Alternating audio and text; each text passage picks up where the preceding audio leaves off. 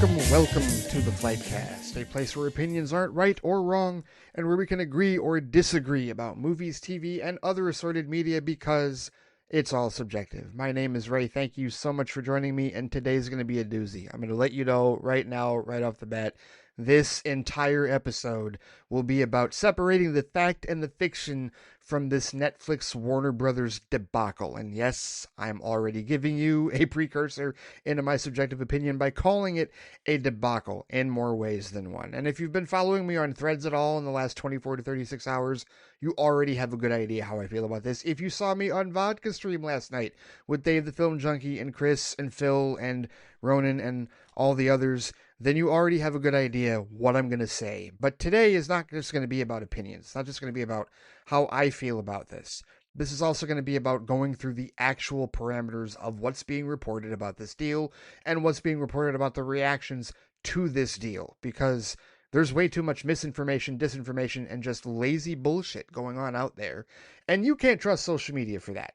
You can't look at social media and rely on it as a source of information to tell you exactly what's going on. So that's what we're going to do. That's what today's episode is going to be about. So sorry if you want to talk about other things. I mean, listen, you know, it's always open to send in feedback for Flight Chat on anything that you want to talk about, movies, TV, and other assorted media. But this particular episode is going to be exclusively about Netflix and Warner Brothers. And to that end, a little bit of housekeeping to get through here, because you may notice, if you've been waiting for this episode to drop, you may notice that it's dropping on a Saturday, December 6th, 2025. And that is because my schedule for records is changing yet again. I know, I get it. I don't know, truthfully, how many of you listen to this show, like, on a scheduled basis, or if you just wait for it to pop up in your feed and that's when you listen to it. I feel like a lot of people do that, right? They wait till it pops up and then they go, oh, hey, new episode, let me check that out, regardless of whatever day it posts. Either way, I have been trying my damnedest to get a more consistent schedule for all of my shows in that regard. And I recently figured out that weekdays just are not working. Between my work schedule and how early I get up in the morning and, you know, when I get off of work and how early I should be going to bed, it's just not that feasible to do this show on Wednesdays like I would like to. Like, if all of this had happened on a Tuesday or on a Wednesday and I tried to break all this down, then, yeah, that would not work. So what I'm doing is I'm moving to a weekend schedule for the main show. So Saturdays will be the new day for this particular show, and we're still going to do Flight Chat on Sundays. Yes, I'm moving it to Sundays. I'm just not going to do it on Sunday evenings. I'm going to do the feedback show, Flight Chat, on Sunday mornings, early afternoons. That should give me enough time in that regard. So weekends will be the schedule for the main show, FliteCast, here on Saturdays, and then Flight Chat on Sundays. And you can find both of those shows, along with anything else that I post, at theflightcast.com or wherever you get your podcast. And of course on the YouTube channel, youtube.com/theflightcast, where all of these episodes post every time they go live. So YouTube, flightcast.com, you can find this show and my other shows, whether it's Flight Review, Flight Box. I almost did an episode of Flight Alert as a result of this whole Netflix Warner Brothers thing. That's another one that you'll find at flightcast.com. I did not do an episode of that show because I said, well, I'm just going to save all of it for this particular breakdown that we're about to get into. But to that end, I did record an episode of Friday Flight over at patreon.com/theflightcast, which was my pre-rant, if you will, my precursor, my early thoughts before I went on Vodka Stream last night about this whole particular imbroglio. And I posted that for all tiers, because there's 3 different tiers at patreon.com/theflightcast. There's Flight Cadet, Flight Crew, and Flight Officer. And if you are a member of the Flight Cadet tier, which is the lowest one, you'll get flight speed episodes on Monday, which is usually like in the car on my way home from work, and Friday flight episodes on Friday, or Saturday soliloquy if I don't do a Friday flight episode. That's available to all. And then when you get to the Flight Crew tier, that's where you'll get that plus episodes of Sun Just Don't, which is the ranting show. And I haven't done a good rant in a while. I need to do a really good rant. I need to find something explosively stupid on social media and rant about it. Yes, that does need to happen. I know a number of you have expressed your enjoyment of that particular show in the past. And then there's the Flight Officer tier, which gets you everything, including the bonus episodes of Flight Review and Flight Box, Flight Report when I finally start reading comics again. There was also my specialty shows like Fright Flight, I should say, which was the Halloween show that I did where I watched 7 different spooky season movies. There's also going to be the special 12 Days of Flight review. I am finalizing my list for 12 Days of Flight review this year, and it occurred to me for the Christmas show, for the Christmas movies I'm going to watch this year. It occurred to me, I forgot that in my haste, like this is how I know I'm getting older, because I thought that, like, I remember that last year I got like 7 movies in, and then I got sick on the last 5, and I thought that I had done one episode of Flight Review to cover the 5 movies that I watched at the end of the whole thing, and I didn't. I did a Flight Speed episode that was explaining why that didn't happen. So the 5 movies that I watched last year, I'm going to rewatch them, because they were all 5 movies that I definitely wanted to talk about on Flight Review for sure. And I've added 7 others, 7 new movies that I did not watch last year that I'm going to watch this year, and a couple of them may be a little controversial with respect to whether or not they are Christmas movies. But stay tuned for that. 12 Days of Flight Review will return in just another week or so. We've got to start it, right? Because we're already a week into the month of December, so Christmas will be here before you know it. It's on a Thursday this year. How about that? But either way, stay tuned for that and other bonus content at patreon.com/theflycast. Thank you so much, those of you who have subscribed to it. Cannot thank you enough for your support. Hope that you are enjoying all the bonus content that is there and all the bonus content that is to come. All right, people, let's get into it. I want to preface this by saying that everything I talk about here is going to be straight from Hollywood Reporter, a little bit from Variety, and maybe some from Bloomberg as well. We're going to the source of the information, reported information, right? We're not dealing with speculation. We're not dealing with nonsense.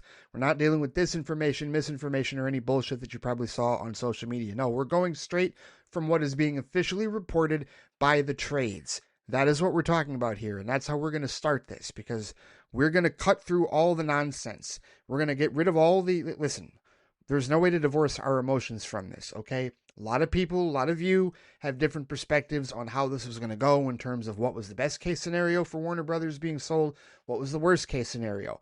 I will detail to you why this is the worst case scenario, why this is absolutely the worst timeline that we could possibly be in, but I'm going to do it basing it on what is being reported, not based on my own subjective perspective, which everybody else seems to love. I've got several different Hollywood Reporter articles here that are open, and I will start with the very first one, because this news apparently broke overnight, and I woke up to this news. Like, I woke up, like, to get ready for work yesterday, expecting that, hey, who won the Lions game, right? And the first thing I saw was a notification, statements about Netflix owning Warner Bros. I'm like, oh, what the hell did I miss? And then a couple of hours later, this story from the Hollywood Reporter was officially posted. Get rid of that stupid iPhone 17 Pro. These ads are ridiculous. It's insane. George Salai and Alex Weprin wrote this first story. It's official. Netflix to acquire Warner Brothers in deal valued at $82.7 billion. Here we go. So again, coming straight from the information from this story, it says, if this thing will load properly, good grief, the internet is being wonky. It says Netflix, run by co-CEO Ted Sarandos and Greg Peters, has agreed to buy Warner Brothers in a mega deal valued at $82.7 billion. Under an effort nicknamed Project Noble, the streaming giant's leadership secured $59 billion in financing from a consortium of banks to assemble the deal. Netflix says the buy would give users more choice and let it optimize its plans. It will also expand its studio operations while creating better value for talent and shareholders, with $2 billion to $3 billion in annual cost savings. It says the deal proposal has a breakup fee of $5.8 billion, meaning that if the acquisition is scuttled in any way, Netflix still has to pay Warner Brothers Discovery those billions. That's important. Nobody brought this up yesterday, that there's a $5.8 billion breakup fee. So Warner Brothers Discovery is not going to be hurting either way with respect to this. They're in the catbird seat. They're the desirable. This is the whole, like, the result of the bidding war. This is why David Zaslav did the spit shine that he did. And one way or another, he and all the shareholders will get paid regardless of what happens. Now, obviously, they want the big payday.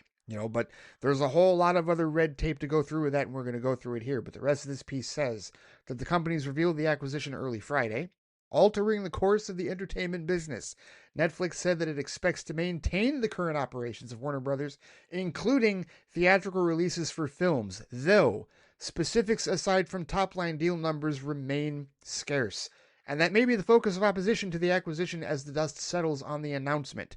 It says Netflix also made its pitch to filmmakers and creatives, writing that, quote, by uniting Netflix's member experience and global reach with Warner Brothers' renowned franchises and extensive library, the company will create greater value for talent, offering more opportunities to work with beloved intellectual property, tell new stories, and connect with a wider audience than ever before. I will let you know. We will look at how the unions responded to that statement later on here.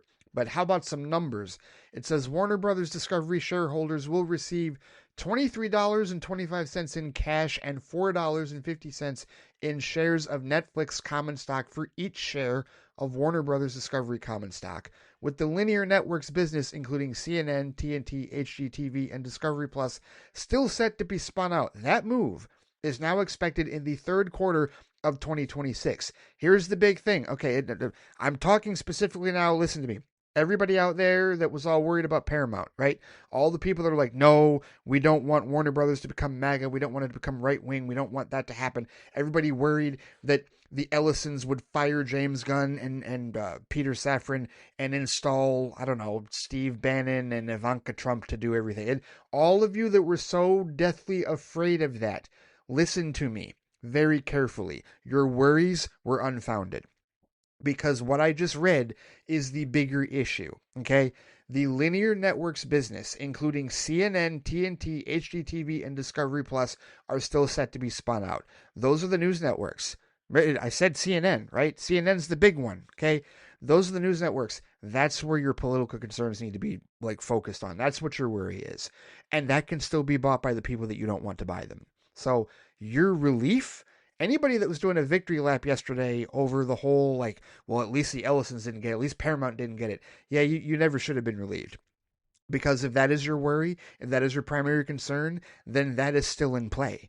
Because all Netflix wants are the streamers and studios, and that's what they're waiting for. So I brought this up before about how amidst all the scenarios, it was made clear that among the three suitors, Paramount was the only one that wanted everything out of Warner Brothers Discovery, and both Universal and Netflix only wanted streamers and studios. So it was either going to be a case where they sold to Paramount for everything, or they do their split up and they sell the streamers and studios to either Universal or Netflix, and then the Discovery Global stuff and CNN and the linear networks get sold off to somebody else. And at this point, I would tell you that probably is going to be Paramount. So your nightmare that you're worried about is still going to happen. If you're somebody that was worried about Paramount buying any part of Warner Bros. Discovery, they're still going to. It's still going to happen. So whatever relief you were feeling yesterday, yeah, it was completely unfounded. Just throwing that out there. Because I really think that a lot of the reactions yesterday didn't understand that part of the deal, didn't realize that CNN was still going to be up for grabs, that's not what Netflix is buying. So no, absolutely not. You're not out of the woods if that is your political concern in that regard. I have my own thoughts with respect to legacy media and whatnot, and that was really never a concern for me, and certainly not any idea that Paramount or Universal or anybody else was just going to eliminate all of the content creators and get rid of Gunn and Safran and install all of these right-wing MAGA people to completely transform things. No, I never once believed that. It doesn't make any damn sense. Because the reality of the situation, just as a brief sidebar here, is that all of these studios are owned by those types of people. And they haven't once decided to bring back Gina Carano or Kevin Spacey or anybody else, not out of political pressure, but because they don't sell. They know what their audience buys. That's why Superman got David Zaslav's blessing, even though he probably voted for the current president of the United States in the past and has openly supported a lot of the deregulation policies that are leading to what we're having right now. So this idea that all of a sudden, here comes everything changing and there'll be this anti-woke mandate, no, bullshit. They want money. And a lot of that money comes from a woke audience. That's what sells. Whether they admit it or not, woke sells. Like that, their lazy ass definition of woke, I should say, right? Basically anything brown and anything with a woman is woke in their eyes. And they know it sells, right? That's why Sinners still got greenlit and made all that money. That's why Superman still got greenlit and made all that money. So all of the people who were worried about Paramount turning this into Breitbart, or Fox News Light, no. Your worry should still be there with respect to CNN, but it was never going to happen with the studios. But yeah, at any rate, continuing with this initial piece, it says, quote, I know some of you are surprised that we're making this acquisition, and I certainly understand why. This is from Netflix co-CEO Ted Sarandos talking to Wall Street analysts. And we're going to pick out a couple of quotes from him in these pieces for this conference call that he had on Friday morning. So he says, over the years, we have been known to be builders, not buyers. We already have an incredible shows and movies and a great business model, and it's working for talent, it's working for consumers, and it's working for shareholders. But this is a rare opportunity, and it's going to help us achieve our mission to entertain the world and to bring people together through great stories. He continues, he says, we built a great business, and to do that, we've had to be bold and continue to evolve. Remember, we started off as a DVD by mail company. Then we moved to streaming, to producing original content, live programming from a US-centric business to a global business. In a world where people have so many choices, more choices than ever how to spend their time, we can't stand still. We need to keep innovating and investing in stories that matter most to audiences, and that's what this deal is about. Oh yeah, great flowery language from Mr. Sarandos. And then Greg Peters, the other co-CEO, says this acquisition will improve our offering and accelerate our business for decades to come. Warner Brothers has helped define entertainment for more than a century and continues to do so with phenomenal creative executives and production capabilities. With our global reach and proven business model, we can introduce a broader audience to the worlds they create, giving our members more options, attracting more fans to our best-in-class streaming service, strengthening the entire entertainment industry, and creating more value for shareholders. We keep hearing that. Value for shareholders, right? Value is a big thing with them. And notice Peters didn't say attracting more fans to theaters. He didn't say attracting more fans to Blu-ray and physical media. He said in-class streaming service. Best in-class streaming service, he says, that he believes will strengthen the entire entertainment industry and create more value for shareholders. Okay. And I know he's on a shareholders call, but still, right? That's the mindset of these people, right? That's you got to understand who exactly is buying this and why they are in a very different mindset and a very different position than any of the other studios before we start spinning off excuses on why they're not going to change things radically going forward. But continuing, it says today's announcement. This is David Zaslav now speaking, CEO of Warner Brothers Discovery. He says today's announcement combines two of the greatest storytelling companies in the world to bring even more people the entertainment they love to watch the most. For more than a century, Warner Brothers has thrilled audiences, captured the world's attention, and shaped our culture. By coming together with Netflix, we will ensure people everywhere will continue to enjoy the world's most resonant stories for generations to come. It says Netflix arguably emerged as the winner of the streaming wars, and now it is at the Hollywood gates and ready for its latest conquest, even if it is expected to face heavy regulatory scrutiny. We'll talk more on that here in a bit. It says the news came after reports that it was in exclusive talks with Warner Brothers Discovery to acquire its streaming and, ironically, studios business. Not only is it understood to have made the highest offer in terms of financial valuation, a Netflix deal allows Warner Brothers Discovery to go through with the planned separation of its network's business and allow Warner Brothers Discovery CFO Gunnar Wiedenfels to become CEO of that global network's business. That's the CNN, that's the Discovery Global, and the TNT stuff. That is still up for grabs. It says Wall Street analysts have already previewed the logic of the deal. Above all, the flow of new content which drives the majority of Netflix engagement. Wolf Research analyst Peter Supino wrote in a recent report. Content released in the last year makes up only about 5% of the titles on Netflix, but drives over 20% of Netflix reflecting that Netflix engagement increases, decreases when content spend goes up or down. Bank of America analyst Jessica Reif Ehrlich, in a recent report, described the auction of Warner Brothers Discovery this way, quote, the global media industry stands at the precipice of historic transformation with Warner Brothers Discovery positioned at the epicenter. And she argued that Netflix sealing a deal for Warner Brothers Discovery Studios and streaming operations would allow it to kill three birds with one stone. She says, quote, the bidding war for their streaming and studio assets reflects the economic reality of the 2025 media environment that mid-sized legacy media studios and companies can no longer compete with the unit economics of Netflix or the ecosystem of large tech players such as Amazon. Ultimately, she says, an acquisition may be existential for both Paramount, Skydance, and NBC Universal, and therefore, aside from potential direct financial benefits, an acquisition by Netflix could potentially be killing three birds with one stone, as Warner Brothers would be housed within Netflix, and Paramount, Skydance, and NBCU Peacock would, in our view, have difficulty remaining competitive. So there you have it, guys. That's why Netflix flipped. That's why they decided to do this, because they saw an opportunity to rid literally the rest of their primary competition. You notice she didn't say Disney Plus, because Disney is sitting in their own like little world and whatnot, and they're doing what they do. And they've got the theme parks, and they're committed to their franchises, whether it's Marvel, whether it's Star Wars, they're committed to their IP in that regard, right? So they're kind of sitting off in the center. But when it comes to the actual competition of the streaming wars, Paramount and Comcast Universal were gunning for Netflix, and Netflix just took them both out with one shot. Because Netflix literally, like, I think from an objective standpoint, has like the largest content library of all the streamers, and HBO Max, Warner Brothers, had the second largest content library of all the streamers, and now number one just bought number two, and is going to add that content to their library. Game over.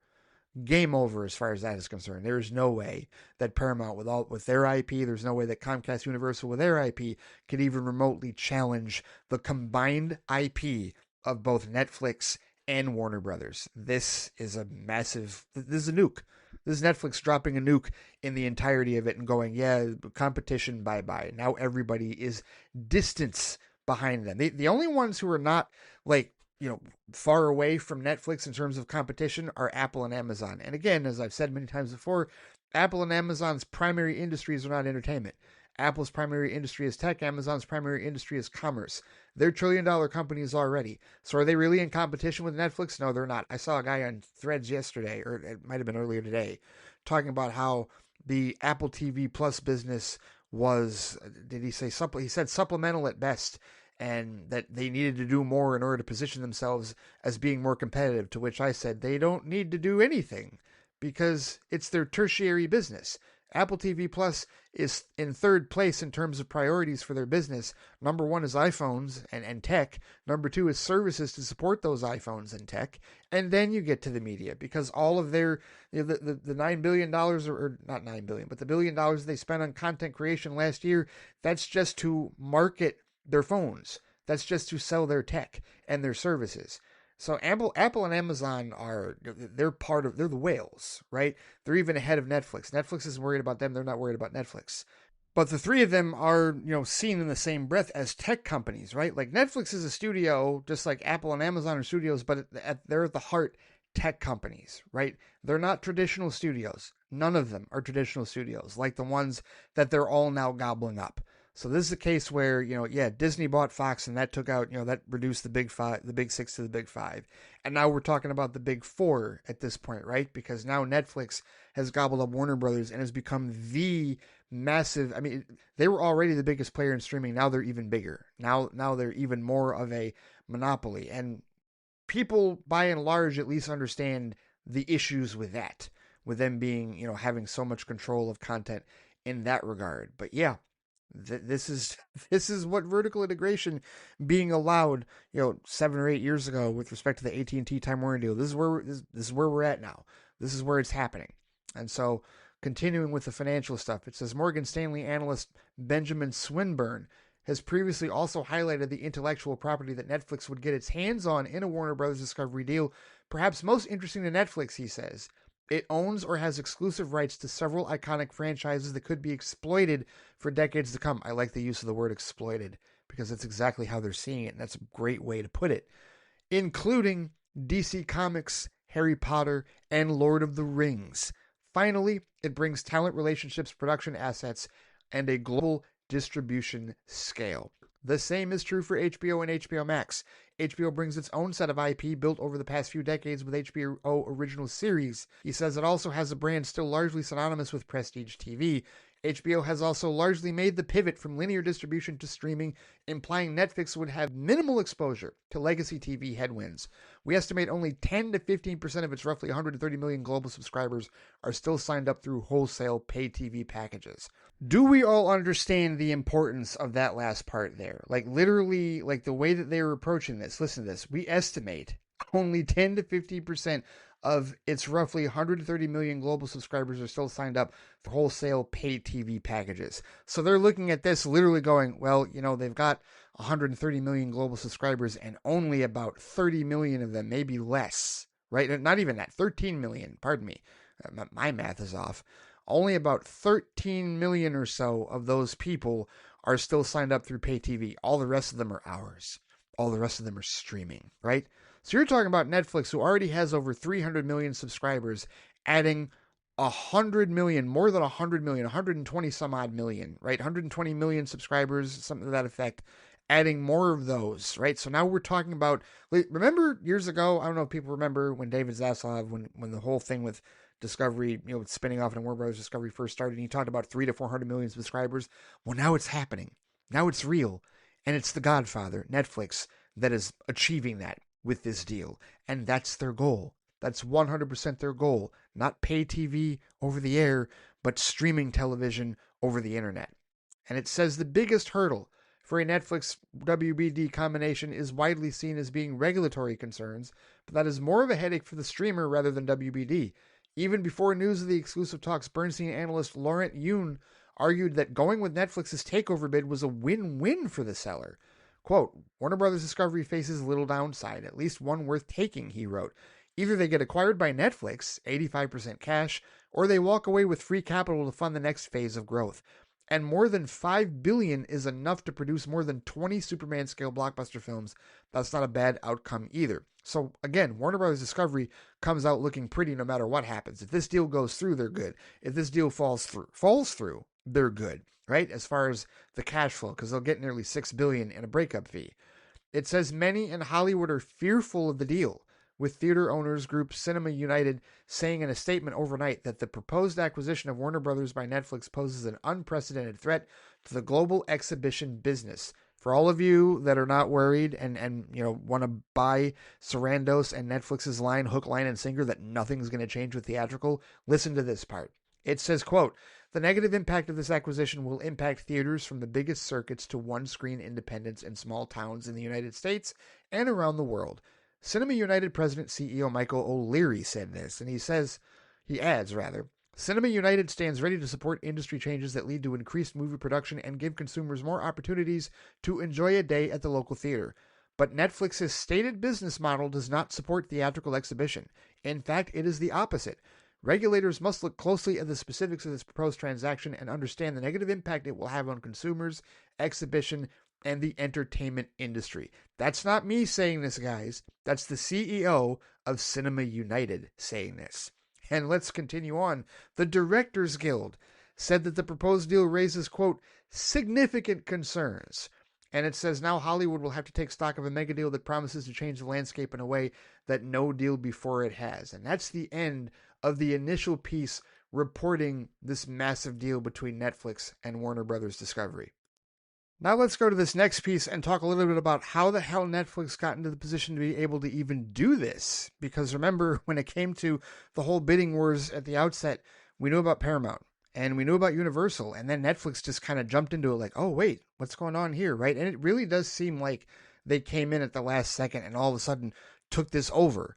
But there's a piece written yesterday, again from Hollywood Reporter by George Salai, called How the Albanian Army Took Over the World, or how an infamous quip by Time Warner's former CEO dismissing Netflix became one of the most infamous quotes in entertainment history. And I feel like this piece is going to detail a lot of the stuff that I've been saying over the last couple of years about how Hollywood kind of brought this on themselves in a number of ways. Because it says, never say never. In December 2010, Jeff Bewkes, the then CEO of Warner Brothers' parent Time Warner, famously compared up-and-coming streaming and DVD by mail company Netflix to the military of a small country in Southeast Europe. Quote, it's a little bit like, is the Albanian army going to take over the world?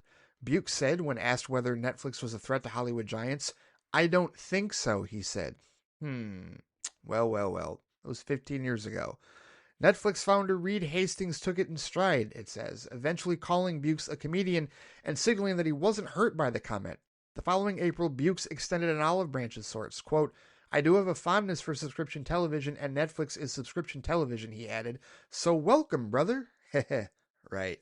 So then the piece mentions the whole mega deal, and it says, in contrast to the Bewkes commentary of old, Warner Brothers Discovery president and CEO David Zaslav had nothing but praise to heap on Netflix. Of course he did.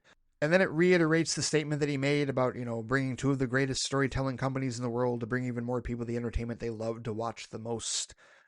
And then he said, in a memo, it says, This decision reflects the realities of an industry undergoing generational change in how stories are financed, produced, distributed, and discovered. A generational change in how stories are financed, produced, distributed, and discovered. Ted Sarandos paid back the love Friday during a Friday conference call, thanking Zaslav and company for, quote, trusting us with the Hollywood legacy that the streamer is looking to take over. How did Netflix get here, the piece says? Well, it started in the late 1990s as a DVD by mail rental service before going public in May 2002. This writer recalls conducting an interview with Hastings in which he expressed optimism that the company could get to a point where its Bay Area penetration would steadily reach 7% plus, and then look to replicate that success in the rest of the U.S. Hollywood initially embraced Netflix as a new DVD rental outlet without foreseeing that the company would eventually chip away at profitable DVD sales, which the entertainment industry back then counted on for revenue. Then, he says, Netflix started emerging as a threat to do the same thing to cable television, Hollywood's big profit engine of old.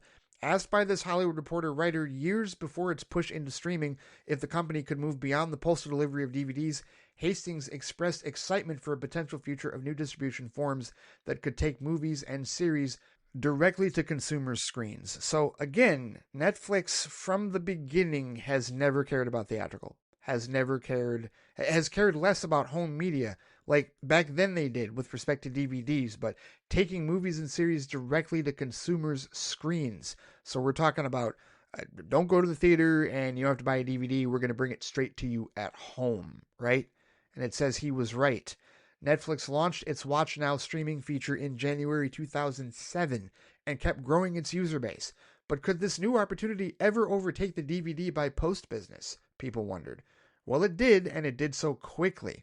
By late 2010, that's 15 years ago, Netflix said streaming had become its primary business and revenue source. It had by then again drawn the attention of Hollywood studios and networks, which were again looking to benefit from its success, this time by licensing their content to Netflix in an effort to create a new revenue stream. So first they laughed them off and said, all right, they're just there. And now that streaming was getting bigger, like, okay, let's make some money off of this. Let's license our content to them in order to create more revenue for us. But it says the dollar sign soon turned to concern amid a growing realization that the streamer could start to bite the hands that were feeding it because Hollywood had underestimated the appeal of streaming and the prices it could charge for hit content appearing on Netflix. Industry insiders ended up crediting much of Netflix's early streaming growth spurt to a content deal with the Chris Albrecht-run Starz that gave the firm rights to stream Starz' Sony and Disney movies while cannibalizing the pay TV player's business. Netflix reportedly paid $25 million a year under the agreement. Media analyst Michael Nathanson famously called it probably one of the dumbest deals ever, emphasizing Starz gave up valuable content for tens of millions of dollars. Bukes also fumed, pointing out that the deal undermined cable networks' lucrative subscription fees. Quote, why should anyone subscribe to Starz when they can basically get the whole thing for about nothing, he said. That doesn't make much sense. And then what followed was a content retrenchment as Hollywood players pulled their programming from Netflix, endangering the streamer's future appeal. It was time for a big pivot, and it took the form of Netflix's entrance into original content production. So the studios recoil, and again, this wasn't prompted by COVID-19, no matter what anybody tells you. They saw Netflix getting bigger, and then they pulled all of their content back and decided to dive into it themselves, right? Like they wanted to do their own streaming. This is like 2018, 2019 when all of this is happening. And as they started pulling their stuff back, Netflix started leaning further into original content. It says, remember those pioneering days in 2013 when what is typically remembered as its first original series, House of Cards, premiered on Netflix? Some thought it may just be a phase of Hollywood creators working with the streamer. Others had doubts that its hit rate of original fare could live up to its needs. But pretty soon, Netflix originals were seen as here to stay, as the company expanded into more and more markets worldwide. Most had long forgotten about that Albanian army comment, when the service's final major launches in 130 new territories came in January of 2016, making Netflix truly global. But even then, not everybody was convinced that the streamer could draw audiences everywhere. Some even derided its approach of hunting for original content from outside Hollywood, because how many people would be ready to watch content with subtitles? Those were those days, and they were coming to an end fast. Netflix had actually experimented with such content before House of Cards when it premiered its original season, Lilyhammer, set in Norway in 2012, featuring a New York mobster played by Steven Van Zandt in witness protection. Well, 10 years later, at the latest, the tables had turned, it says. By then, Hollywood giants were the ones struggling to convince Wall Street that they could build sustainably profitable streaming businesses. Netflix, meanwhile, had crossed the 300 million subscriber mark by the end of 2024 and had added a growing advertising tier business. Few believed, though, that would ever make a big M&A splash by striking a deal to buy a major Hollywood studio. Well, Netflix has done that now too.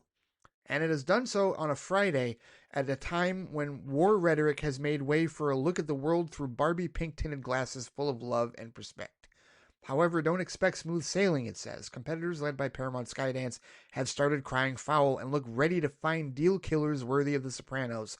And regulatory scrutiny is likely to be intense. As the largest streaming company in the world, we believe Netflix would likely face regulatory hurdles, Morgan Stanley analyst Benjamin Swinburne wrote in a recent report. While we do not believe any FCC approvals would be required, the Department of Justice could look at this combination in the context of antitrust law. Concerns from theater operators, labor unions, and streaming competitors are also likely to play into the regulatory debate, he warned. And so there's your history with respect to how Netflix got here. Basically, Hollywood dismissed them for 20 years. Seriously, like literally, this was a case where all of the traditional studios basically said, they're no big deal. And they kept underestimating them. They kept saying, well, they're not going to make big inroads. No, they're not going to get the audience. No, they're not going to get everybody watching. They're not going to make the inroads globally. They'll never buy one of the bigger studios. They kept saying, this isn't going to happen. That's not going to happen. They kept dismissing it. They kept dismissing Netflix, and Netflix kept moving in silence. But it wasn't even silence. It wasn't like their moves were even being made under the cover of darkness. No, they were quite public. Everybody knew what they were doing. Just people thought that they were waiting for the bubble to burst. I remember this. I remember when there were think pieces being written all over the place about how the streaming bubble is going to burst, and it's going to be this and it's going to be that. And I have said this for years, guys.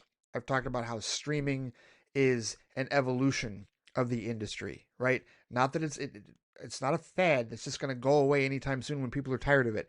No, it's going to continue because it offers convenience and it presents something to the audience in the form of choice, right? A la carte. That's why whenever people come up with a whole lazy thing again about how, well, we're 2 steps away from cable again. No, we're not, idiots. That's not how this is working. This is an evolution. We're moving off of coaxial cable to Ethernet cable. And people, especially in this economy, are choosing not to go to theaters. They're choosing not to put gas in their gas tanks to drive to the theaters. They're choosing to stay home. They can pause whenever they want.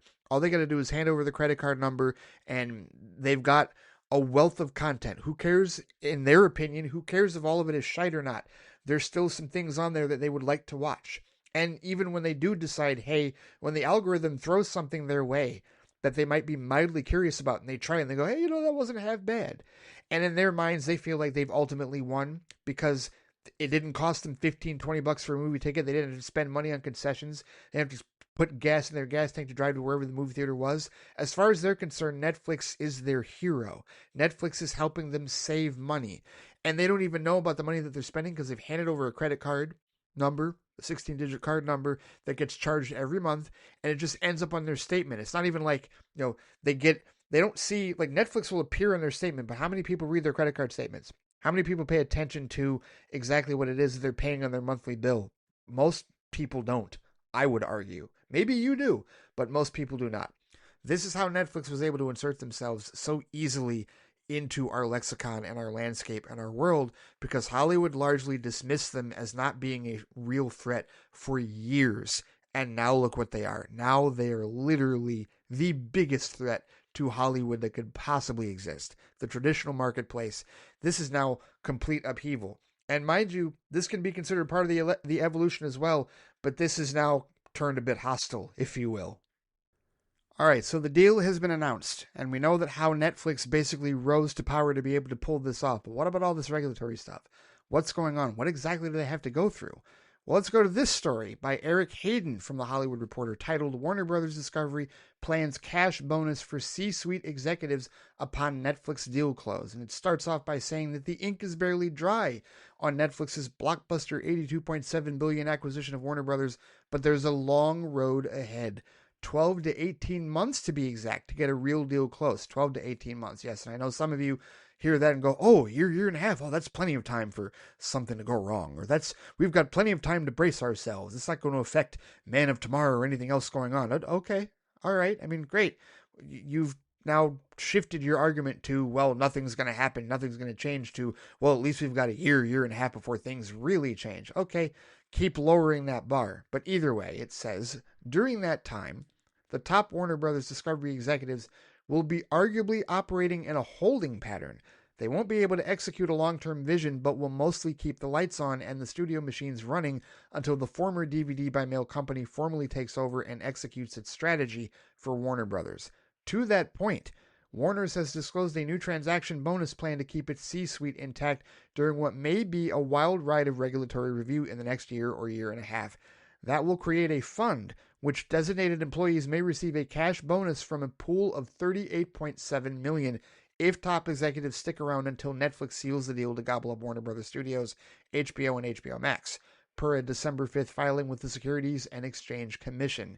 The plan will operate, it says, both to recognize and incentivize the contributions of selected key employees, which may include WBD's executive officers other than its chief executive officer, to the success of the merger, as well as to secure and encourage the continued employment of such employees through the consummation of the separation and the distribution and or the merger. So they're trying to keep their executives there. They're trying to keep everybody in place amidst the 12 to 18 months of uncertainty that, where the ground is literally going to be shifting beneath their feet in terms of all the regulatory approval and scrutiny, if you will. They're trying to keep all their executives in play so that nobody jumps ship in case they feel like things are getting too shaky. They want to keep the lights on. They want to keep things stable, while the deal is being observed and scrutinized at this point. The cable networks, again, cannot stress this enough. The cable networks, it says, like CNN, TNT Sports, HGTV, and the Food Network, will be spun off into the Gunnar, Cash Never Lies, Wiedensfeld-led company named Discovery Global by third quarter of next year. Those execs will be eligible for the program as well, per the filing. For employees who will support the SpinCo business following the separation, individual award amounts, which will not exceed 150% of each recipient's base salary, will only be payable subject to such recipients' continued employment through the consummation of the merger. So Wiedenfelds and all these people in the spinoff Discovery Global part, they're going to be eligible for this deal as well. So they are really trying to circle the wagons at Warner Bros. Discovery and get all the ducks in a row to make certain that everybody stays in place as best as possible until the merger actually is officially approved, they hope. It says David Zaslav, who earned $51.9 million in compensation last year, is not taking part in this bonus plan. Oh, good. He's not going to get any more money than the $51.9 million he already earned, but his pay was reworked in November to amend his stock option agreement given the sale and upcoming company separation. Zaslav is in line to receive hundreds of millions of dollars if the deal closes, thanks to his stock holding and options that haven't vested yet. Okay, so as if we needed any more reason to be a little bit vengeful, if you will, to be a little bit irate at David Zaslav, listen to that. Hundreds of millions of dollars if the deal closes. That's why he wanted this, guys. That's why this is happening. Short-term benefit on an individualized perspective. He wanted this massive payday. Everything that we predicted, everything that was speculated, I should say, 2-3 years ago when this spinoff of Discovery into Warner Brothers, when that started, this is it coming to fruition. This is it. This was his plan the entire damn time, to structure it this way, to spin Warner Brothers into spit polish it and shine up. This is why Batgirl got written off for taxes. This is why other things got closed down. This is why he made all this bluster, prioritized theatrical, and said all of these harmonious things to try and get the business going. He has an amazing year this year at the box office, right? What was the 7 movies in a row, or the 7 movies that have the 40 plus million openings, right? That's the record for any studio, right? He does all this incredible stuff this year with Sinners and Weapons and Superman and whatnot, right? All to raise the profile so that he can execute a deal like this and get hundreds of millions of dollars and be sitting pretty for the rest of his life, however long it lasts. Yep. He played everybody. He played the financial game. He embraced the deregulation. He moved all the chess pieces, and now he's calling checkmate for a massive, massive payday if this deal goes through. And again, he made 51.9 million last year, so he's got many more yachts that he can buy if all this goes through as he's hoping. It says soon-to-be Discovery chief and current Warner CFO Wiedenfeld saw a pay package of $17 million last year. Chief Revenue Officer Bruce Campbell received $19.7 million. Streaming chief J.B. Perrette made $19.7 million, and international chief Gerhard Zeiler made $14.8 million per an April filing. For a window into how a similar process unfolded for the C-suite at another major studio that just sold, take a look at the formerly named Paramount Global, it says. David Ellison's Skydance Media inked a deal to buy Paramount from controlling stakeholder Sherry Redstone in July 2024, but that deal didn't close until August of this year. As the deal closed, the office of the CEO, co-chiefs Brian Robbins, Chris McCarthy, and George Cheeks were all eligible for termination bonuses. Robbins and McCarthy exited and thus received $21.8 million and $18.6 million in addition to their compensation as bonuses tied to their termination. CFO Naveen Chopra, the chief financial officer who worked on the Skydance deal, jumped to gaming giant Roblox as CFO, and since he left early, the exec forewent a $12 million Paramount award. That all just happened within the last year, guys. Like, this is a window into how the industry is economically moving pieces around and what they're actually centered on. It has nothing to do with art. It has nothing to do with the content. It has everything to do with moving money. It has everything to do with everybody serving their own interests. That's precisely what all this is.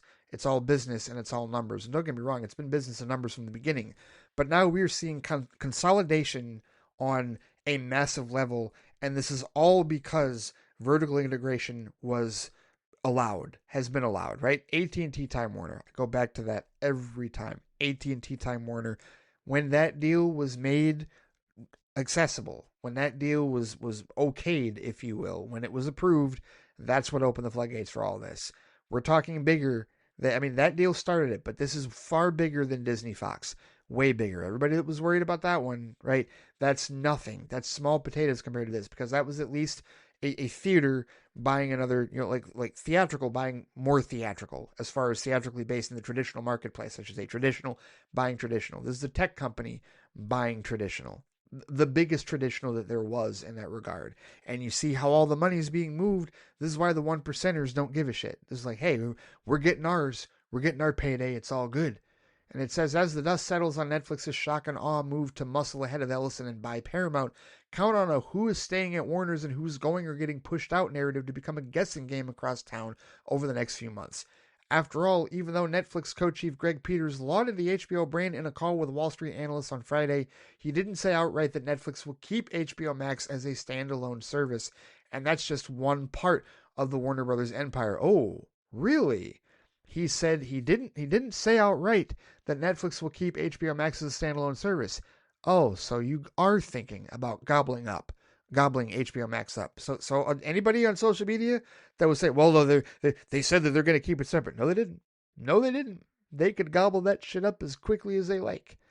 Sorando says we're confident in the regulatory process, highly confident in the regulatory process. This deal is pro-consumer, pro-innovation, pro-worker, it's pro-creator, it's pro-growth. And our plans here are to work really closely with all the appropriate governments and regulators, but really confident that we're going to get all the necessary approvals that we need. Why is he really confident? Why is he really certain? Well, he's got to say that publicly, right? It's got to be PR. He can't say, oh, we're shaky, oh, we're concerned. But that doesn't mean that they don't have concerns about the regulatory process. And that's where this next THR piece by Alex Weprin details a lot of that conference call that they were on. That when they were talking with their shareholders about the future and about their feelings on the deal. And this one's titled, Why Now?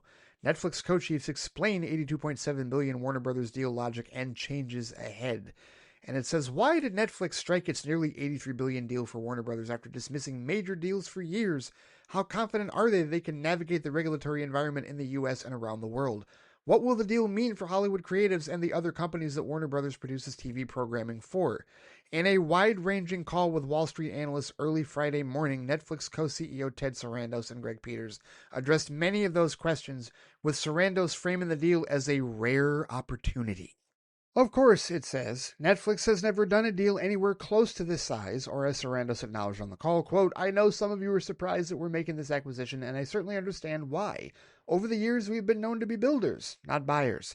In fact, Peters was asked about Netflix's interest in Warner Brothers at a Bloomberg event in October, where he noted that deals, quote, don't have an amazing track record, but left the door open to a deal for Warner Brothers Discovery. It was a door that the company ended up opening. Yeah, that was all bullshit. Do we understand that? Right, we understand that was all bullshit, right? That they've been planning this for a while, and this was their ultimate plan, right? This is why those of you that want to trust these people implicitly when they tell you, oh, well, this isn't going to change, that's not going to change. We're going to get into more of that here in a little bit as well. This is why you shouldn't trust them. Never trust corporations implicitly.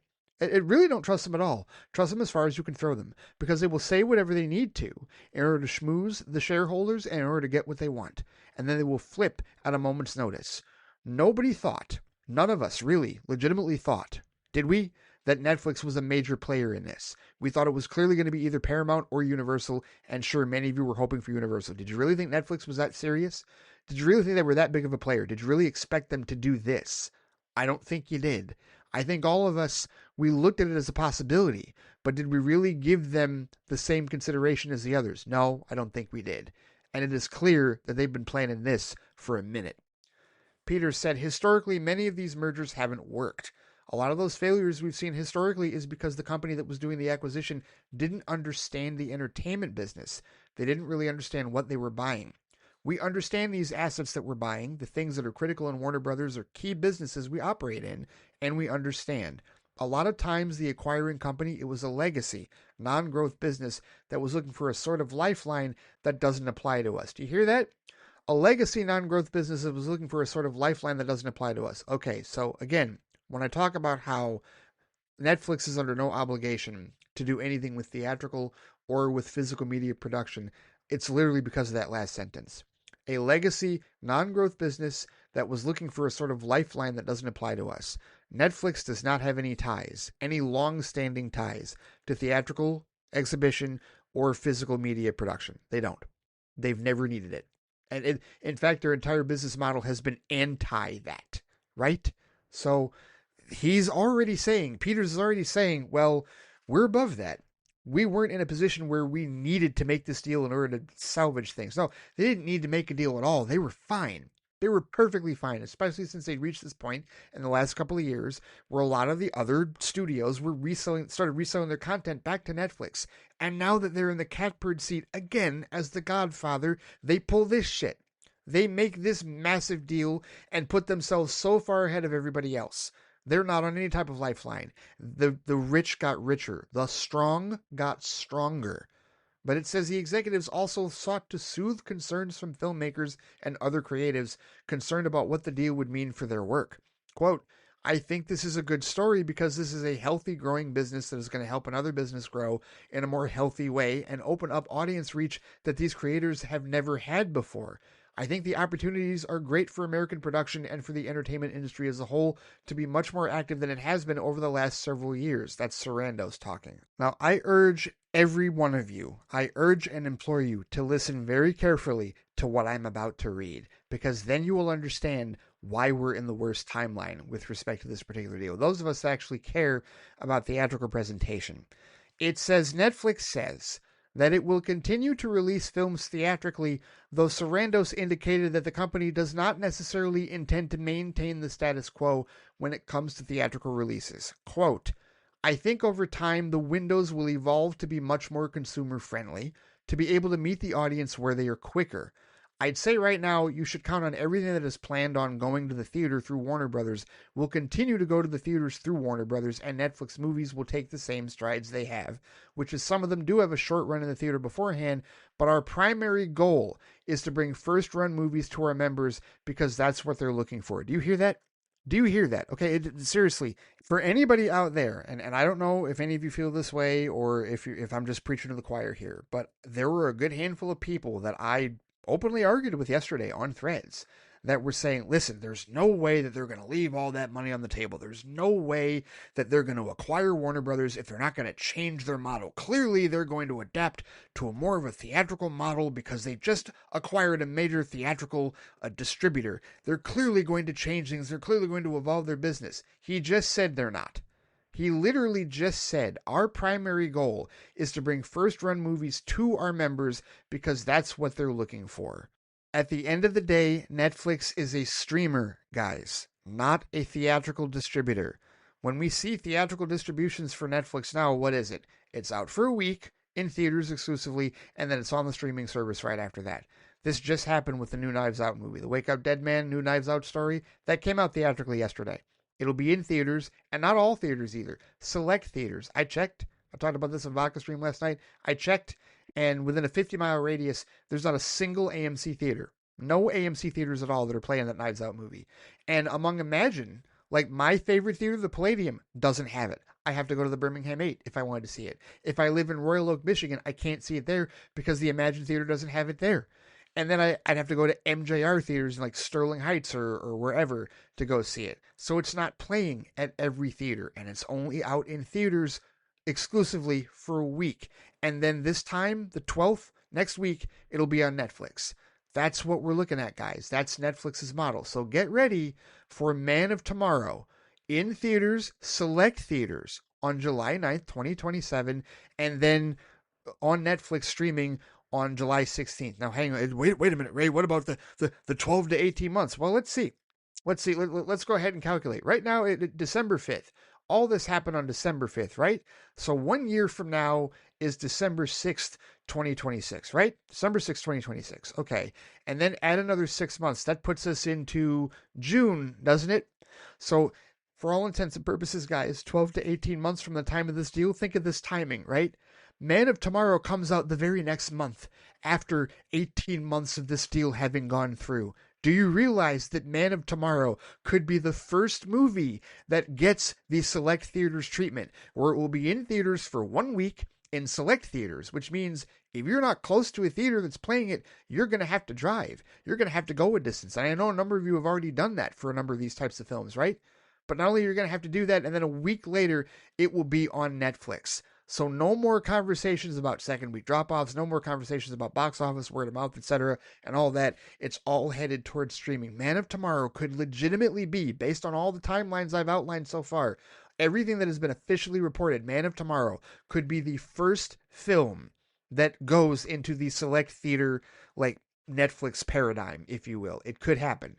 Right, for all the people that think I don't know, I'm being alarmist, and you don't know what you're talking about, and you're worrying about things that we're not certain of. Yes, we are. Netflix is telling us exactly what they do, what they've been doing, and what they intend to do. Seriously. When he says some movies do have a short run in the theater beforehand, but our primary goal is to bring first-run movies to our members because that's what they're looking for, I'm not paraphrasing that. That's a direct flippant quote from Sarandos. One of the co-CEOs of the company that just bought Warner Brothers literally is telling us that there might be a short theatrical run, but ultimately we want everybody watching our movies at home. Ultimately. This is not speculation. This is not guess game. This is not being alarmist. They're telling us what they're doing. They're telling us 100% what they're doing and what they intend to do. Seriously. The piece goes on to say Netflix indicated that they intend to add WB's content spend on top of the $16 billion or so that Netflix is already spending on films and series, though CFO Spence Newman told analysts that there will likely be some content efficiency in there over time as well. And then there are the regulators. Paramount's main argument to Warner Brothers Discovery's board was that the deal cannot stand up to regulatory scrutiny. Sarandos pushed back on that, telling analysts, quote, "We're highly confident in the regulatory process." And this is the quote from earlier. The deal is pro-consumer, pro-innovation, pro-worker, pro-creator. As you know, our plans here are to work really closely with all the appropriate governments and regulators, but we're really confident that we're going to get all the necessary approvals that we need. These two businesses are complementary, as Greg said earlier, and they're also loved businesses, which is really fantastic. And then they bring up again that $5.8 billion termination fee if the deal actually is blocked. But seriously, guys, they could not be telling us any more clearly what their plans are with respect to the future of this. They bought Warner Brothers, and they want everybody eventually to watch movies at home. So it does not matter what the IMAX chairs said about we've got deals in place through 2029. So what? Like, did the deals mean wide release? Did the deals mean, all the theaters in the world? No, that was only IMAX. Like, any of these deals, like, theatrical release does not mean, oh, well, it's going to be 60 to 90 days. Has to be. No, none of that is guaranteed. All of that is up in the air now. All of that is completely fugazi at this point. Seriously. But here, I tell you what, if you still don't believe that, let me cross over to Variety. This is a piece by Brent Lang, because there's more of this rhetoric from Sarandon in this meeting. And this one, Brent Lang, of course, who I no love lost for him as a reporter. But this one says, Netflix says Warner Brothers movies will remain in theaters, but windows will evolve to be much more consumer friendly. I've already said that a couple of times here. It says Ted Sarandos insisted that Netflix has no opposition to movies in theaters. As the streamer said, it expects to release Warner Brothers films theatrically if it completes its $82.7 billion deal for the studio and HBO Max. But he says, quote, it's not like we have this opposition to movies in theaters. My pushback has been mostly in the fact of the long exclusive windows, which we really don't think are that consumer friendly. But when we talk about keeping HBO operating largely as it is, that also includes their output movie deal with Warner Brothers, which includes a life cycle that starts in the movie theater, which we're going to continue to support. However, it says Sarando suggested that life cycle may soon change or, in his words, evolve. Quote, I wouldn't look at this as a change in approach for Netflix movies or Warner movies. I think over time, the windows will evolve to be much more consumer friendly to be able to meet the audience where they are quicker. I'd say right now, you should count on everything that is planned on going to the theater through Warner Brothers will continue to go through the theaters, through Warner Brothers, and Netflix movies will take the same, that's going into the same quote that I read earlier as far as bringing the movies to our consumers, right? So this is running everywhere. And Lang gives everybody a quick primer on what Netflix's model is about how they primarily release their films on its streaming platform, though it does debut certain films in theaters and gives them a limited exclusive run in cinemas. These are usually awards contenders such as Noah Baumbach's Jay Kelly, Guillermo del Toro's Frankenstein, and Catherine Bigelow's A House of Dynamite. Netflix has also announced it will release Greta Gerwig's Narnia the Magician's Nephew in IMAX venues next year. The company has also bought and refurbished theaters, including the Paris in New York and the Egyptian in Los Angeles. So you look at that and go, oh, well, no, it's okay, Ray. They're refurbishing theaters and they really seem like they are going to start with theatrical first. You've got to hear what he's saying. Yeah, well, it says when Netflix was competing with Paramount and Comcast for Warner Brothers Discovery, the streamer informed the company's executives that it would honor Warner Brothers' contractual agreements to release movies in theaters if it acquires the assets, according to sources familiar with the talks. In a statement accompanying the announcement of the pact to buy Warner Brothers, Netflix confirmed that it, quote, expects to maintain Warner Brothers' current operations and build on its strengths, including theatrical releases for films. However, it says theater owners are skeptical of the deal, noting that Netflix has often been dismissive of their business. In an interview last year, Sarando suggested that movie theaters were, quote, outdated. Quote, if you're fortunate enough to live in Manhattan and you can walk to a multiplex and see a movie, that's fantastic.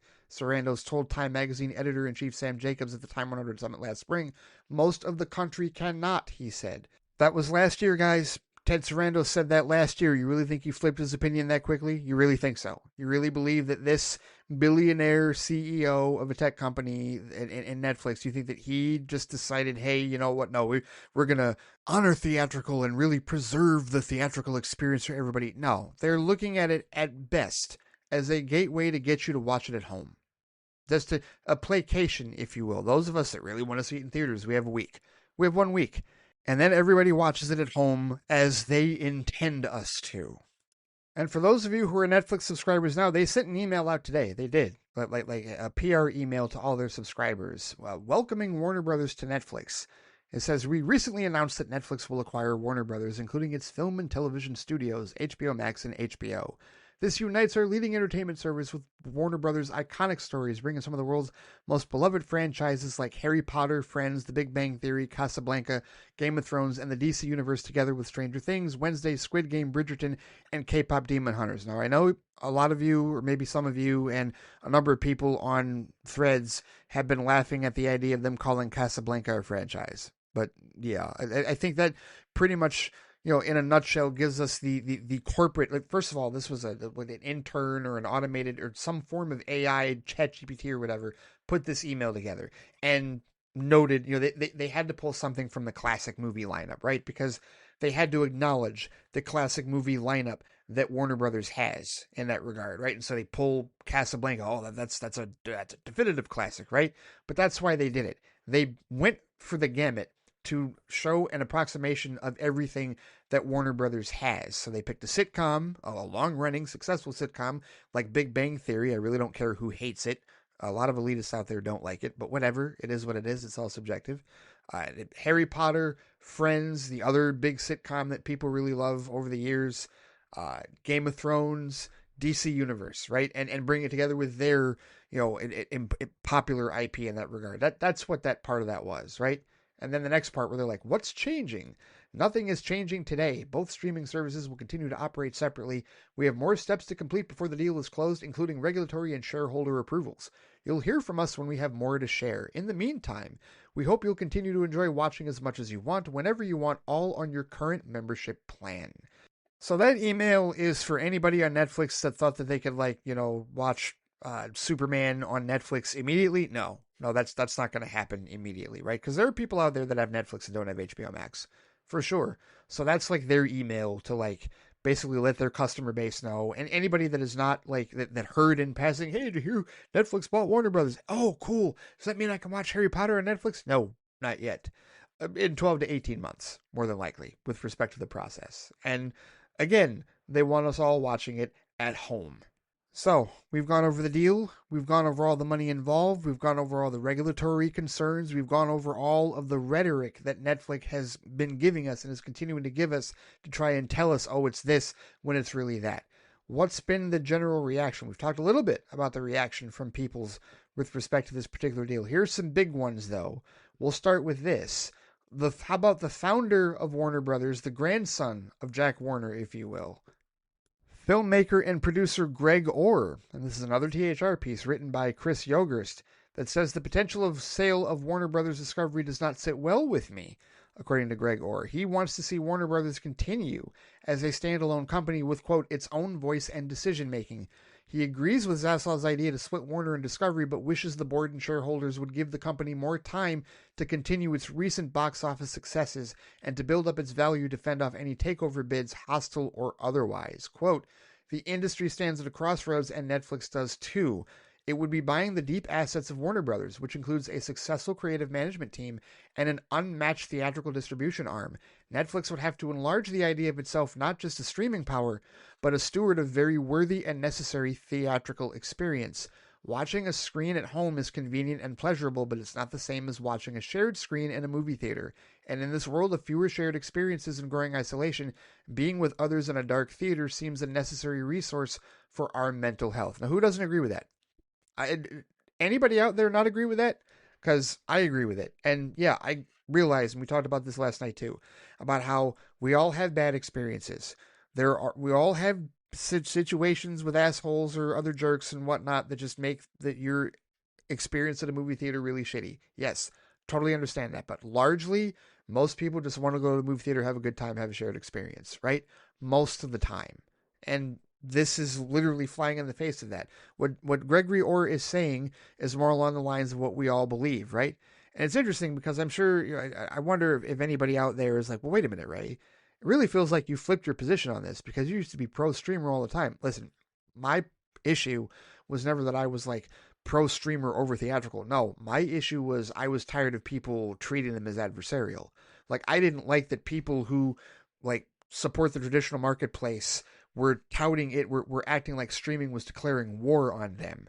But as it turns out, they were. Or at least Netflix was. And Netflix is at this point in time. So my thing is, I don't believe it needs to be an adversarial relationship. So just as much as I don't agree with people who think that theatrical should take precedence over streaming, I don't agree with Sarandos and Peters here either, that ultimately are trying to push theaters out and make everything a home experience. I don't agree with that either. This is the other end of the extreme. This is the eventuality, right? This is the war on theatrical that a lot of the exhibitors were talking about. We're there now. Like, this is happening now. Like, this is it. This is a major blast. This is a major salvo in this battle, right? So, no, I don't agree with that. I believe in a symbiotic relationship where theatrical and streaming coexist, not where one wipes out the other. So that's why my position on this it may seemingly have changed, but really it's maintaining a balance. It's maintaining the gray area. You know, I'm all about the gray area. I'm all about that 99% of life that we usually live in the middle, and this is no different. So no, I do not support the extreme of getting rid of all theatrical, like Sarandos and Peters are telling us flat out that they want to do at some point, if you read between the lines of what they're saying. Gregory Orr has more thoughts on this, though. It says the biggest question for Orr and many others who are fond of Warner Brothers history is, what's the company for? When Paramount was the frontrunner, Orr noted David Ellison's enthusiasm for movies as he's personally enjoyed several Skydance productions. However, Orr adds, I wish him great success, but I'd urge him to make a success of one studio before trying to buy another. Now, that's a valid point.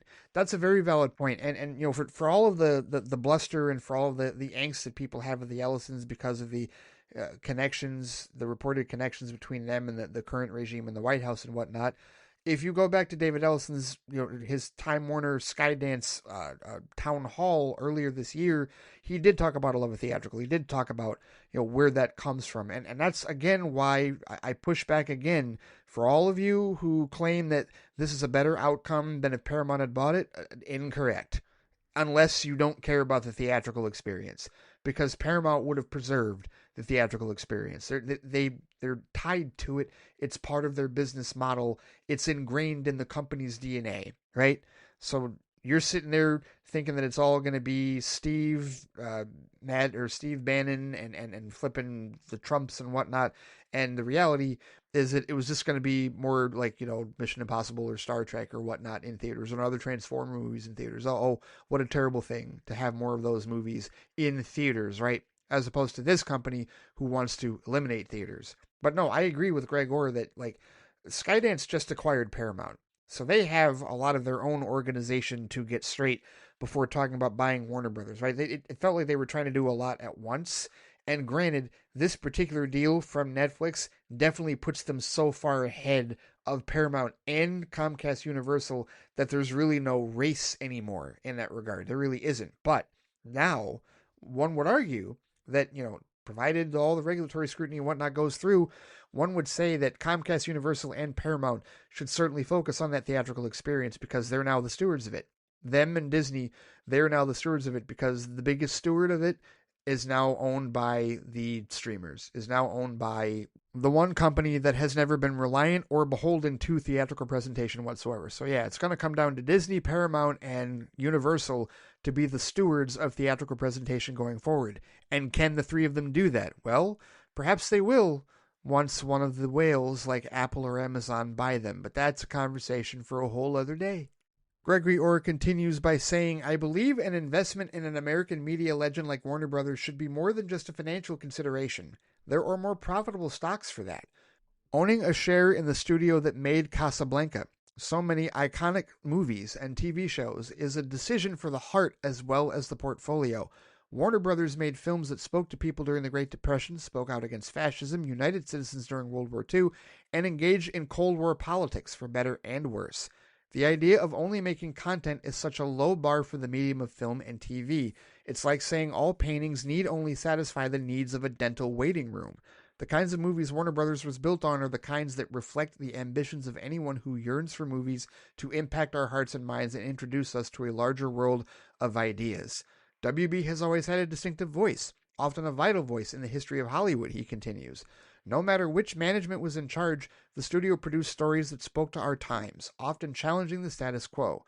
I'd hate to see that voice disappear and the legacy upon which it was built. Do anyone here believe that Ted Sarandos and Greg Peters have any of that in mind with respect to the acquisition of Warner Brothers? Or are they only looking at it as content? See, this is where you have to put aside the convenience for the actual art form and what you want to get out of art, because Netflix isn't interested in that. And that does not mean that they're creatives that they hire aren't going to still try and tell those stories, but it does mean that they're not going to be prioritized.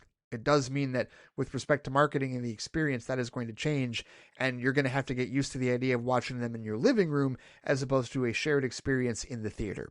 And never mind home video, because seriously, how much home video does Netflix really do? And has any of it been mentioned whatsoever in any of the numerous pieces I've read? No, not at all. But let's continue on here with some more reaction to this, because we have noted Hollywood veteran Jane Fonda commenting on the deal. On Friday evening, it says, Fonda took to Instagram in a joint post with the Committee for the First Amendment. The statement called the news of the deal a, quote, alarming escalation of the consolidation that threatens the entire entertainment industry, the democratic public it serves, and the First Amendment. The statement continued, make no mistake, this is not just a catastrophic business deal that could destroy our creative industry. It is a constitutional crisis exacerbated by the administration's demonstrated disregard for the law.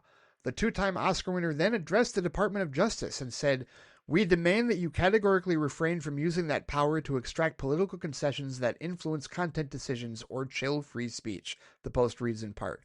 Fonda's statement also called out Netflix and other companies that may become involved in the destructive deal. As stewards of an industry built on free expression, you have a responsibility to defend our rights, not trade them away to pad your pockets. We know there will be enormous pressure to acquiesce. It is critical you stay strong, she added. That might be a bit more political than any of you were thinking about with respect to this, but that just gives you an idea of how they're thinking of this, how the ramifications, the potential ramifications of this deal, and how far-reaching they really could end up being. This is serious. This is industry-altering in a massive way, on a massive level. And it's corporatism. It's capitalist corporatism. That's all it is, right? It's emphasizing content over quality, quantity over quality in that regard, subjectively speaking, right? And look, subjective quality comes in all shapes, forms, and sizes. There was a guy that Anthony was responding to earlier today that was commenting on the Netflix email, and the thing was, I understood his point about how could you compare something like Casablanca to, franchises, or anything like, Wednesday or any of the other like shows and whatnot that they have on Netflix, or Squid Game, right? That was really it. Casablanca and Squid Game. Like, how could you compare the two? No, subjectively speaking, you wouldn't compare the two. But I also don't, the guy pissed me off because I also don't think that gives you an opportunity to just be an elitist asshole and drop trowel on stuff like the Big Bang Theory, or to be negative about any of the content just because you don't like it. I mean, it's fine that you don't like it. It's all subjective. You can feel however you want.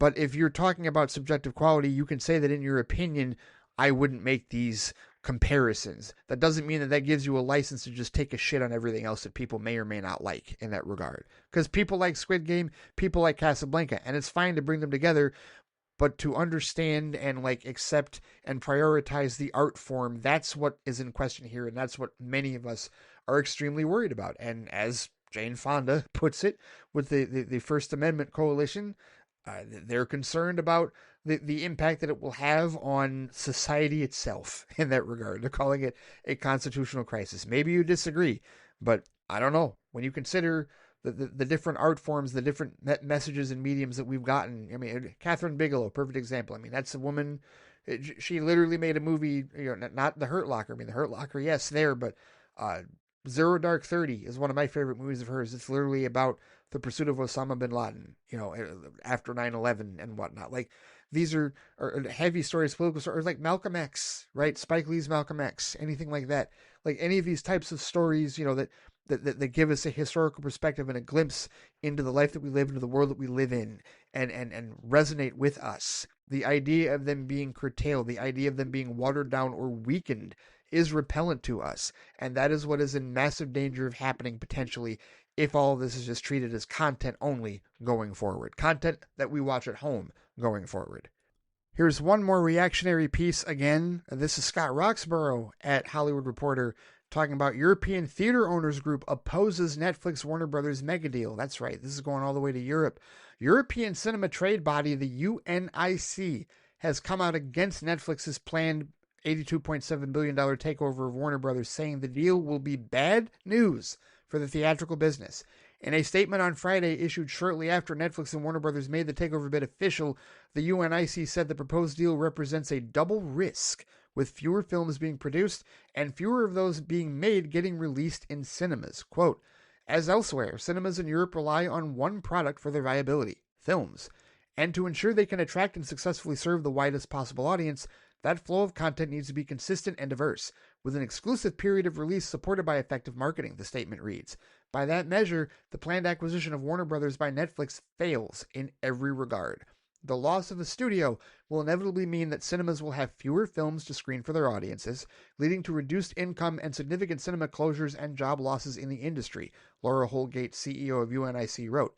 But worse than that, she argues Netflix has shown time and again that it doesn't believe in cinemas and their business model. Netflix has released only a handful of titles in cinemas, usually to chase awards, and only for a very short period, denying cinema operators a fair window exclusivity. Announcing the deal on Friday, Netflix said that it expects to maintain the current operations of Warner Brothers, including theatrical releases for films, without giving specific details. Netflix is spinning the takeover as an opportunity for filmmakers and creatives to have access to both Warner Brothers' renowned franchises and extensive library, and to Netflix's unparalleled global reach, providing more opportunities to work with beloved intellectual property, tell new stories, and connect with a wider audience than ever before. Phil Clapp, president of UNIC and chief executive of the UK Cinema Association, said regulators looking at the deal have to take into account its consequences for the cinema exhibition sector and the wider public.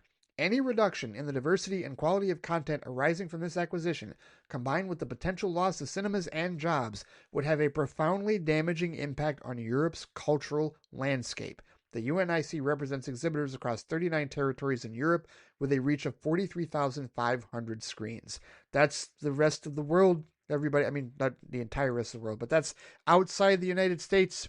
There's concern for this, okay? This isn't just everybody in the U.S. This is now a European cinema union that does not like this. And this isn't even getting into what the DGA and the WGGA have said. They have flat out opposed this deal and say that it needs to be blocked. Here's a statement officially posted yesterday from the Writers Guild of America West that says, the world's largest streaming company swallowing one of its biggest competitors is what antitrust laws were designed to prevent. The outcome would eliminate jobs, push down wages, worsen conditions for all entertainment workers, raise prices for consumers, and reduce the volume and diversity of content for all viewers. Industry workers, along with the public, are already impacted by only a few powerful companies maintaining tight control over what consumers can watch on television, on streaming, and in theaters. This merger must be blocked. End statement. That's the Writers Guild of America's statement. The DGA, the Directors Guild of America, their statement is, quote, the news that Netflix had secured exclusive rights to negotiate for Warner Brothers Discovery raises significant concerns for the DGA. We believe that a vibrant competitive industry, one that fosters creativity and encourages genuine competition for talent, is essential to safeguarding the careers and creative rights of directors and their teams. We will be meeting with Netflix to outline our concerns and better understand their vision for the future of the company. While we undertake this due diligence, we will not be commenting further. So that's the writers' union and that's the directors' union. How about the actors? How about SAG-AFTRA? Well, here's their official statement.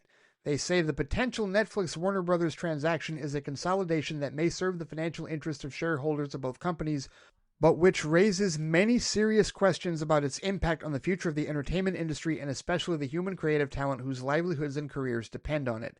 This $82 billion transaction reaffirms the true value of legacy media companies and the long-term economic prosperity they create due in large part to the contribution of the creative talent who are at the core of their success.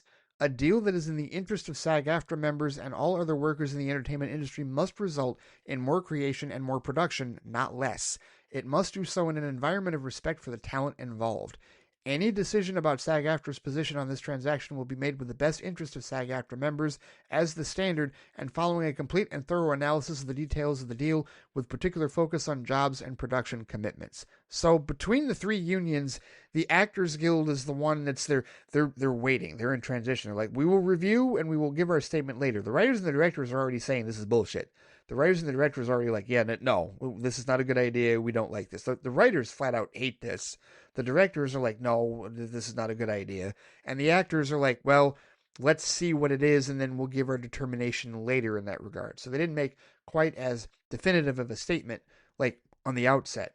But this is the reaction from Hollywood itself, from the different unions, right? And that could be the one thing, amidst all the regulatory stuff that's going on, the other potential saving grace in terms of not necessarily killing the deal. But if you want any silver lining to the idea that maybe Netflix would change their business model. It's going to have to come from these unions. It's going to have to come from the writers, directors, and actors. It's going to have to come from the content creators themselves, right? The actual talent.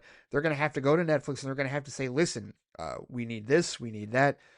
With respect to theatrical commitments, right? I am not confident that physical media is going to survive this very well at all with respect to anything connected to Warner Brothers in that regard. But I think as far as theatrical presentation is concerned, theatrical release, that's what it's going to have to come down to. These unions are going to have to make that happen because otherwise, Sarandos and Peters are going to have their way. And within the next 5 years, guys, Warner Brothers movies are going to be, heavily committed to that select theaters for 1 week and then streaming for everybody else a week later. Like, that's seriously where we're headed. And that's what they want. And I keep bringing up Man of Tomorrow. The guys, Dave the Film Junkie and also Phil and the others, they reminded me, the Batman Part 2. The Batman Part 2. Now that's October, guys. That's October 2027. Imagine that. Remember how we were talking about how it made, the first Batman film made, the Batman, that is, made little 770 million, and that was a 45-day release window, and then it was on HBO Max, and there were a number of us at that time saying, well, if it hadn't been for that, it might have made $1 billion. Well, now the Batman Part 2 won't even have that chance, because that'll be well after the 12 to 18 months. And if you think that Netflix is going to wait longer to implement their system, it's really going to come down to whether or not negotiations with these unions and whatnot break down further, right? Like, that's the only thing that potentially could change Netflix's stance on this. Maybe. We'll see who has the leverage in that regard. Because honestly, the writers feel strongly about it. The directors feel a bit less strongly about it, but strongly as well. And the actors are in 50-50 mode. Now, do I ultimately think that the actors union is going to say, yeah, no, this is bullshit? Yeah, I actually do think that that's going to be the case, but we'll see. Because I feel like there are a lot of actors, there's a lot of creatives. Many of them are working with Netflix, many of them have signed Netflix deals, and in a lot of their cases, Netflix has greenlit stuff for them that the traditional studios haven't greenlit, right? The biggest example of this I can think of is Martin Scorsese having to do The Irishman there because all the other studios turned him down. Martin Scorsese. Can you imagine any traditional studio turning down Martin Scorsese? But at this point in time, that's what's happened. Netflix and Apple have given him his last 2 films in that regard, his last 2 big films, The Irishman and Killers of the Flower Moon, which The Irishman was good, but Killers of the Flower Moon was excellent, so phenomenal, so incredible. But at any rate, that's where we're at with this. That could be potentially, that's what we have to see with respect to how all of this could shake out. And this leads to the last big piece. This is Rick Porter, again, from The Hollywood Reporter. So much of this has come from THR because, quite frankly, THR, I have notifications set for them on Threads. And so, I've talked before in the past about how, of all the trades, they are the ones that I rely on the most. Truthfully, I think that they have the most solid reporting of the trades. It doesn't mean they get everything right. Certainly not. They've certainly gotten some things iffy here and there, but I prefer them over Variety and Deadline, to be honest with you, even though all 3 trades you can read information from. But it's got 5 big Netflix Warner Brothers questions waiting to be answered. And Porter has them listed here in order of relative importance. The first question being, will this thing work? He says Warner Brothers has a, to put it as mildly as humanly possible, fraught history with corporate mergers in the 21st century. In June, WBD announced it would split off its network business, minus HBO and classic movie channel TCM, into a separate company, marking the start of the 3rd undone merger involving Warner Brothers in less than 20 years. The company previously undid ill-fated combinations with AOL in 2009 and AT&T in 2021, with Discovery taking Warner Brothers off the latter's hands. Netflix and Warner's are framing their businesses as complementary, and they're at least both in the same realm, unlike AOL and AT&T. Just 6 weeks ago, though, Sarandos and Peters said on Netflix's 3rd quarter earnings call that they weren't necessarily interested in doing a big deal. Quote, we're predominantly focused on growing organically, investing aggressively and responsibly into the growth and returning excess cash flow to shareholders, Sarandos said. Peters added that none of those mergers were a fundamental shift in the competitive landscape, and we have also seen a wide range of outcomes from such mergers. So yeah, will it work? Because this is the 3rd time that we've seen Warner Brothers sold in the last decade, right? We saw the AT&T Time Warner deal. We saw the Discovery, the spinoff Discovery, Warner Brothers Discovery, and now we're seeing this. For those of us DC fans, this is very tumultuous for us in this regard because the studio keeps changing hands. Things keep, going to different places, right? And I know that Bloomberg, that there was a piece earlier that I read that I saw some quotes with respect to David Zaslav reaffirming his faith in the Peter Safran and James Gunn, who he, of course, hired and is going to remain in charge of them, right? Because that's the other part of this. David Zaslav is going to stay in charge. So he's not going anywhere. Like, he's getting all the money and all the stock options, hundreds of millions of dollars, and he's still going to be in charge. He's still going to have a job. He's still going to be working with Netflix on this, right? So he's going to continue business as usual in that regard, right? And Gunn and Safran still have their plan is executed. It's not like this is going to affect. Lanterns is still going to release. Supergirl's still going to release.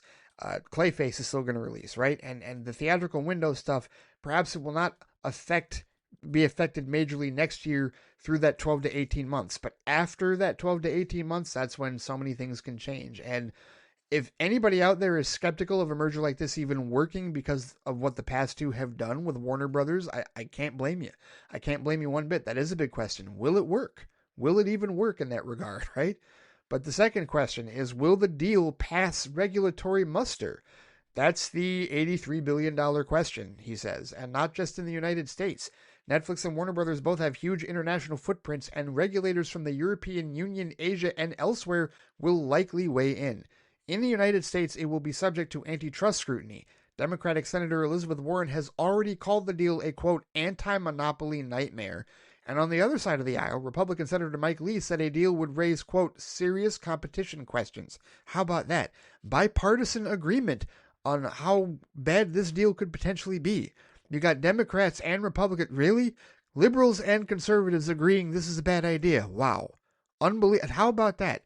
Would you have had that on your bingo card, anybody? No, I most certainly wouldn't, but that's intriguing. But as there are no over-the-air broadcast outlets involved in the transaction, the piece says the Federal Communications Commission won't have to approve it. A key tension here is that Netflix is the biggest buyer of films and series from outside studios, and Warner Brothers is among the biggest sellers to other outlets, with currently running shows all over the TV and streaming landscape. In making its own case for acquiring Warner Brothers, Paramount argued it would have an easier regulatory path to approval, but WBD apparently wasn't swayed by that idea. Yeah, no kidding. Most certainly was not. The third question, how will it affect workers and the creative community, which is probably the biggest question that we have to ask, right? Layoffs pretty much always follow a corporate merger, it says, and there's no reason to expect anything different in this case. The scale of them won't be determined until and if the merger goes through, but Netflix and Warner Brothers both have huge workforces in Los Angeles and around the world, and it's likely that a lot of people will lose their jobs. Hollywood's labor unions have also expressed grave concerns about the deal. The Writers Guild said in a statement that this merger must be blocked, and that the world's largest streaming company swallowing one of its biggest competitors is what antitrust laws were designed to prevent. The Directors Guild of America said the deal raises significant concerns for its members, and the Producers Guild of America, that's right, forgot about the PGA, a trade group rather than a union, also said it was concerned about potential effects of the deal. So even the Producers Guild is concerned about this one, guys. And that's probably the biggest concern to working class individuals in that regard. Fourth big question, how will Netflix's culture combine or clash with those of HBO and Warner Brothers? If the guiding philosophy behind Netflix's series is gourmet cheeseburger, a coinage attributed to Ginny Howe, then a VP and now head of US and Canada scripted series, HBO might be considered fine dining, synonymous as it is with prestige TV. Netflix is primarily in the volume business, producing dozens of shows across just about every TV genre, from drama to true crime to Is It Cake, while HBO takes longer to develop and produce its programming and tends to stick mostly to scripted series and impactful documentaries. One possible commonality, it says, is in the evolving definition of an HBO Max original, with Emmy winner The Pitt, an expertly made broad appeal procedural, as the template. One model Netflix and HBO could look to, it says, is FX's place within Disney. FX serves as a prestige TV brand within the Mouse House, and John Landgraf and company are largely left to their own devices to make the shows they want. HBO is an even bigger brand and probably carries more value in being an add-on to Netflix rather than a subsidiary of that. Now, I agree with that. I agree with that entire paragraph, and I think that's a great idea. I don't know if that's what they're going to do, but if they keep that type of relationship between HBO and Netflix, I think that's a phenomenal idea. I think that's a best case scenario in this regard with respect to the TV content in that regard.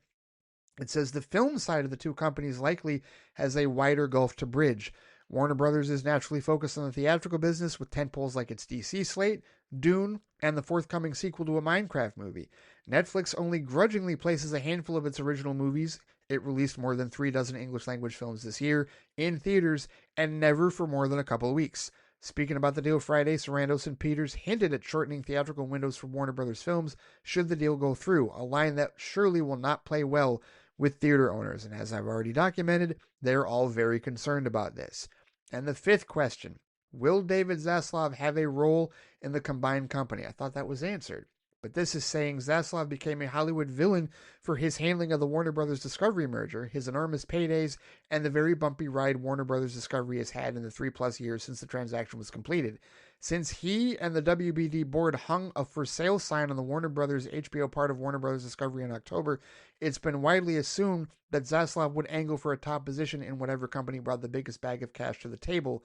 Netflix, however, already has two well-respected CEOs in Sarandos and Peters who don't seem likely to be strapping on golden parachutes in the near future. The merger could serve as a cap to Zaslav's frenetic deal-making, or he could take on a key board role. Netflix co-founder and former CEO Reed Hastings chairs the board now. Whatever happens, Zaslav will almost certainly make another pile of money. So I guess they're raising the possibility that Zaslav won't be heavily involved, won't be in charge of things here. But this is all one of the questions to be answered, right? One of the 5 big questions. And 12 to 18 months is what we're looking at as far as the timetable for the regulatory approval to see if this all goes through. I mentioned nothing about this possibility of Paramount having a hostile takeover because none of the trades have reported it. I've seen nothing from Variety. I've seen nothing from Hollywood Reporter. I've seen nothing from Deadline. All that's come from is from, the pissed over here guy, the pissed over here guys people, like the ones who, hey, trust me, bro. But trust me, bro crowd says that Paramount is crying foul and wants to try a hostile takeover. And of course they're saying, well, they're gonna flip it because he's got the president in his pocket and they're good friends and the president already said he wanted him to have it. Like the president cares that much about it. But whatever. Like there's so much still at play here, but the way that Netflix is operating, the way that Warner Brothers Discovery is operating, like the deal is essentially inked and they're moving forward with it. So now it just comes down to the regulators. And we live in a time where, look, AT&T Time Warner went through, Disney Fox went through, Paramount Skydance went through, like regulatory process and approval takes a long time, but at the end of the day, the deal ends up happening and consolidation does occur. And we've seen a whole lot of consolidation in just the last 5 to 10 years alone. And this is more than likely going to be the next step of consolidation for it. And if I haven't detailed properly why this is the worst case scenario, it's because you're looking at a scenario where not only is theatrical in jeopardy, not only is physical media all but dead, like in major jeopardy, but now all of the political concerns that people had with respect to Paramount buying it, those are still in play because they could still buy CNN. They could still buy any of the other networks and whatnot. So you're looking at a scenario where you didn't want Paramount to get it because you were so worried about the political leanings, and they may still get that going anyway. That they may end up still buying that part of Warner Bros. Discovery anyway, which was always a possibility with a split like this. Now, who knows? Maybe Discovery Global will stay afloat on its own. I kind of doubt that, though. If Paramount wanted the whole thing, and if this goes through regulatory approval and Netflix gets the streamers and studios and that becomes a solidified deal in the next 12 to 18 months, I don't see why Paramount doesn't target the half of the company that they still wanted in the first place. I think that's a given in that regard, right? So those of you that were worried, well, reignite your worry, because this does not, this shouldn't reestablish any concern or like any faith or whatnot. Again, if you're somebody that was massively worried about it, I have my own thoughts with respect to that, and I'll share them if asked, but it's not anything that I'm not sitting here going like, oh no, like I was never worried about Paramount doing anything like that major with Warner Brothers Discovery. And my bigger worry was Netflix because of theatrical and because of physical media, and that is absolutely still the primary concern. A lot of people could end up losing their jobs, a lot more theaters than just the ones that closed during the pandemic could shut down. Whole lot of that could happen, and the entire paradigm of Hollywood could change drastically to the point where, like I said earlier, it could be Paramount, Universal, and Disney that are the official stewards of theatrical presentation, and that could be it. That could absolutely be it. And then your indie houses here and there until Amazon and Apple decide to get into the mix.